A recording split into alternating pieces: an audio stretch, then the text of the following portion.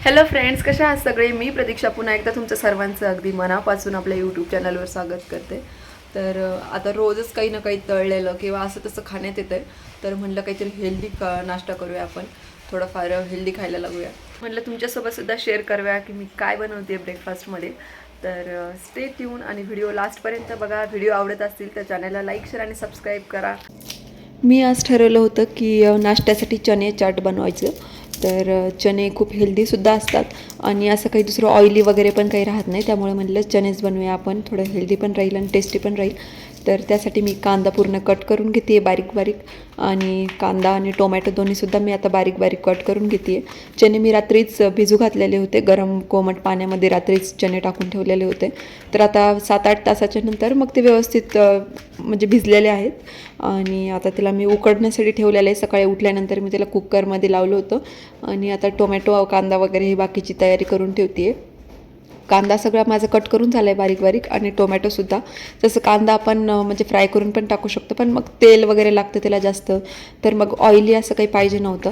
तर त्यामुळं म्हटलं मग कांदा आपण कांदा टोमॅटो वगैरे सगळं कच्चंच हे करूया. त्याचं फ्राय करून पण छान लागतं, पण म्हटलं थोडं हेल्दी राहील कच्चं खाल्ल्यालाच. तर त्यामुळं मग असंच हे केलं. तर कांदा टोमॅटो असं बारीक बारीक सगळं कट करून घेतलं आहे. आणि चण्याचे सुद्धा आता 4-5 शिट्ट्या झालेल्या आहेत. तर चणे चांगले उकडलेले आहे. तर त्याला व्यवस्थित 2 पाण्यानं वॉश करून घेतलं, कारण वरतून असं म्हणजे ब्राऊन ब्राऊन असं पाणी निघतं सगळं त्याचं उकडल्यानंतर. मग ते चेंज करून घेतलं आणि 1-2 पाण्यानं वॉश करून घेतलं त्याला. तर आता प्लेट्समध्ये सगळं चणे वगैरे काढून घेते आहे. आणि असं काही गरम वगैरे काही करायचं नाही आपल्याला आता, त्यामुळं मग म्हटलं असं चाट टाईपच करून खायचं आहे नुसतं. तर आमच्या दोघांसाठी 2 प्लेटमध्ये काढून घेतले.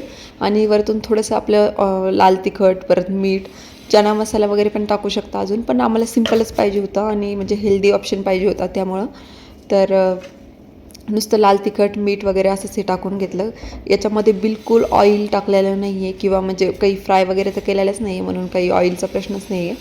तर सगळं वरतून कांदा टोमॅटो सगळं मग वरतून टाकून दिलं. चना मसाला टाकल्यावर सुद्धा खूप टेस्टी लागतं, छान लागतं.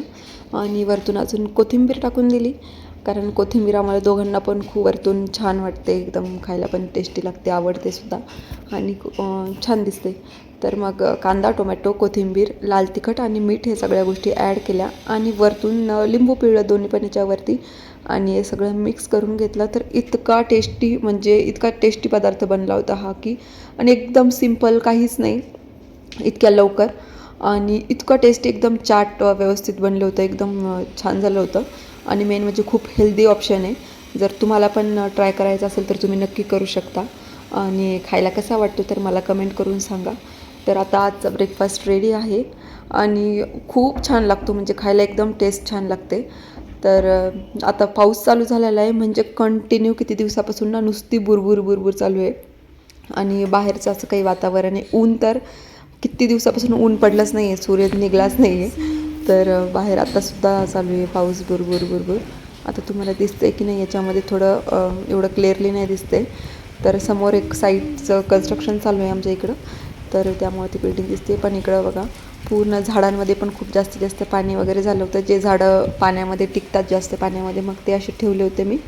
पण मग काही ज्यांना एवढं जास्त पाणी चालत नाही, तर ते मी खाली ठेवलेले होते, जेणेकरून पाणी लागणार नाही त्याला. आणि नंतर आता इव्हनिंगच्या टाईमला आम्हाला जायचं होतं बाहेर पाणीपुरी खाण्यासाठी. तर पाणीपुरी खायला जायचा प्लॅन ठरला आणि आम्ही आता निघालो आहे. तर थोडं पाऊस वगैरे बंद झालेला होता, सकाळी जरा जास्तच पाऊस होता, आता थोडं कोरडं झालेलं होतं सगळीकडं, दुपारीपासून थोडंसं नाही आहे एवढा. तर सगळं आम्ही निघालो, म्हटलं थोडासा टाईम बाहेर जाऊन या, थोडं फ्रेश होतं. तर पाणीपुरी खायला जाण्यासाठी आम्ही निघालो इथून. आता हवा वगैरे तर चालूच होती, थोडी थोडी बुरबुर चालू होती, पण जास्त काही पाऊस वगैरे असं नव्हतं. पण म्हटलं थोडं चाट वगैरे काहीतरी खाऊन येऊया. सकाळीच आता म्हटलं की काही हेल्दी ऑप्शन्स ट्राय करायचे, किंवा खाली जेवणाच्या नंतर मग चकरा मारायच्या किंवा शतपावली करायची, आणि सकाळीच ठरवलं होतं आम्ही. पण ठीक आहे, आता खायची इच्छा झाली तर काय करणार. तर त्यामुळे म्हटलं आपण हेल्दी ऑप्शन्स घरी असताना ट्राय करत जाऊ. पण मग काही खायची इच्छा झाल्या तर मग ते खावंच लागतं बाहेर जाऊन. तर त्यामुळे मग आम्ही पाणीपुरी वगैरे खाण्यासाठी इकडे आलो आहे. तर वातावरण असं काही झालेलं होतं बाहेरचं, आणि छान म्हणजे थोडेसे थेंब वगैरे थांबलेले होते. तर बुरबुर बंद झालेली होती. आणि इकडे येऊन मग त्यांनी घेतला रगडा घेतला त्यांच्यासाठी आणि मी माझ्यासाठी घेतली पाणीपुरी. तर म्हणजे आपण आता काय करतो, पाणीपुरीच्या गाड्यावर डायरेक्ट ते एक एक पीस देतात ना, तर पहिले काय करायचे की असे पूर्ण प्लेटमध्ये द्यायचे. आत्ता खूप कमी झालं ते प्लेटमध्ये पूर्ण प्लेट भरून पाणीपुरी वगैरे देणं. पण मग ह्या गाड्यावर तशी भेटत होती म्हणून मग आम्ही इथं झालो. तर हा आलेला आहे त्यांचा रगडा आणि ही आलेली पाणीपुरी. अशी पाणीपुरी ना पूर्ण प्लेट भरून मला एवढी खूप जास्त आवडते, म्हणजे त्याच्यामध्ये वाटाण्याचं पाणी किंवा अजून शेव वगैरे ह्या सगळ्या गोष्टी.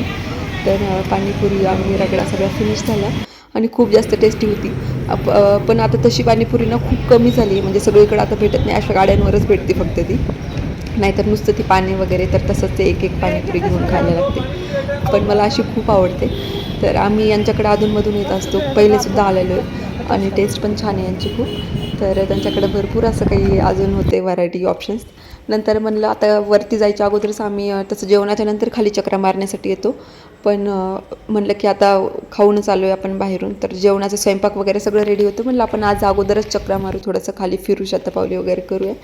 तर इकडे बरेच सोसायटीमध्ये ना इव्हनिंगला म्हणजे किंवा रात्री जेवण वगैरे झाल्याच्यानंतर खूप सारे जण येतात खाली. आज थोडं लवकर आलो आहे आम्ही, तर त्यामुळं मग एवढं जास्त जण नाही आहे. तर ही आहे आमची सोसायटी आणि असंच रोज आम्ही चक्रा वगैरे मारतो, रात्री जेवण झाल्याच्यानंतर शतपावली करतो. आणि पण आज म्हणलं आता वरती जाऊ, जेवण वगैरे करू, नंतर मग कंटाळा येईल परत. तर आता तुम्हाला वाटत असेल हे मी काय फेटते, तर हे आहे श्रीखंड. आणि याला फेटण्याचं कारण म्हणजे हे होममेड श्रीखंड आहे. तर मी हे सकाळीच बनवून ठेवलेलं होतं आणि त्याला बांधून ठेवलेलं होतं याच्यामध्ये. तर दह्यापासून बनवलेलं आहे आणि एकदम हा पण हेल्दी ऑप्शन आहे. तर ही आहे पिठी साखरला मी मिक्सरमधून काढलं थोडंसं आणि एकदम बारीक करून घेतली आहे. तर त्या श्रीखंडामध्ये मी ॲड करून दिली. याच्यामध्ये आपण परत इलायची, अजून ड्रायफ्रूट्स वगैरे ह्या सगळ्या गोष्टी टाकायच्या असतात. तर असं झालेलं आहे आणि खूप छान झालेलं आहे श्रीखंड. तर पूर्ण पण त्याला आहे ना झाल्याच्यानंतरसुद्धा पूर्ण पाणी निघाल्याच्यानंतर त्याला पूर्ण फेटून घ्यावं लागतं, म्हणजे टेस्ट छान येते त्याची, पूर्ण मिक्स होतात सगळे पदार्थ. तर तुम्हाला याची फुल रेसिपी पाहिजे असेल ना, तर मला कमेंट करून सांगा.